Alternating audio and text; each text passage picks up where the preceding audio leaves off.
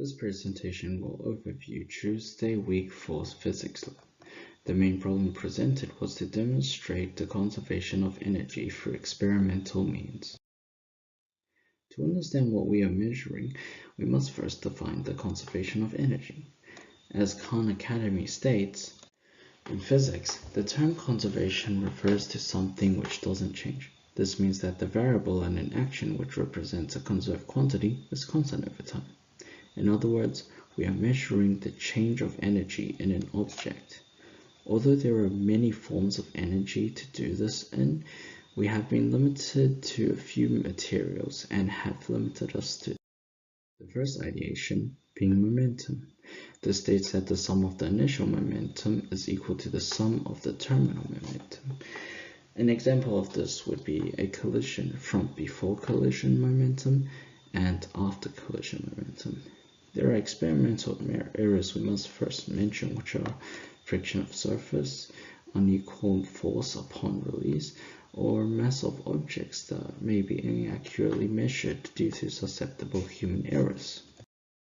The design for this experiment is pretty simple from the diagram. The balls simply slide down and collide with each other, and we can measure both the before and after momentum with the iPad tracking software, with the before being upon release and after being collision. Then we can slot it into this formula, which states that initial momentum is equal to terminal momentum. Moving on to the second ideation, it is the change in potential and kinetic energy.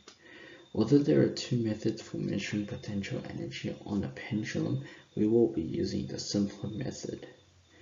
And similarly to the older ideation, we must mention its flaws, such as air drag, friction between pendulum materials, and angular swings that would cause the velocity graph to differ greatly from what it's supposed to be, as it will be traveling in 3 dimensions, not 2.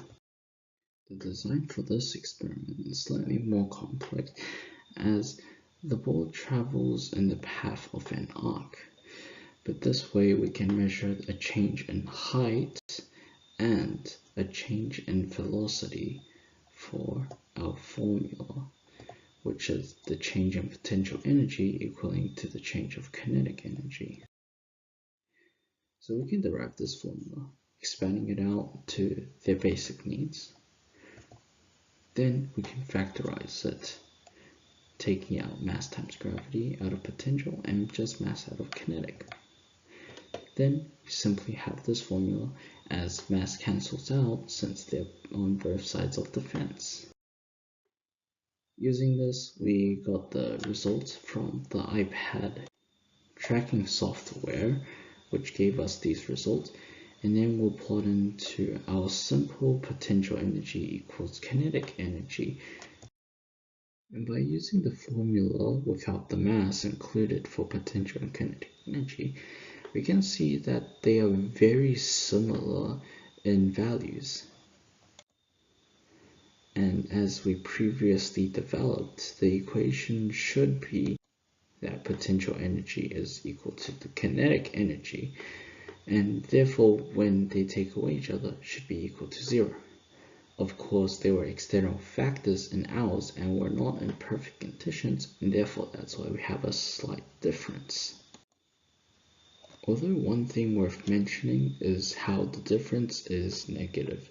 If the difference is negative, this means that kinetic energy had a higher value than potential energy, which usually isn't the case, as potential energy is the energy that is stored up at a certain height, and therefore we can only blame susceptible human errors on this.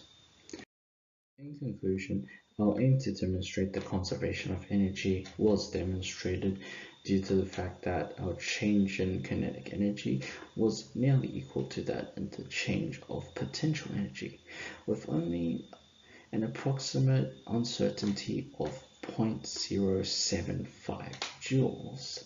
This is due to susceptible human errors, as mentioned before multiple times, and can be changed with slight modifications such as controlled rooms with no airflow, or even machines to do measurements.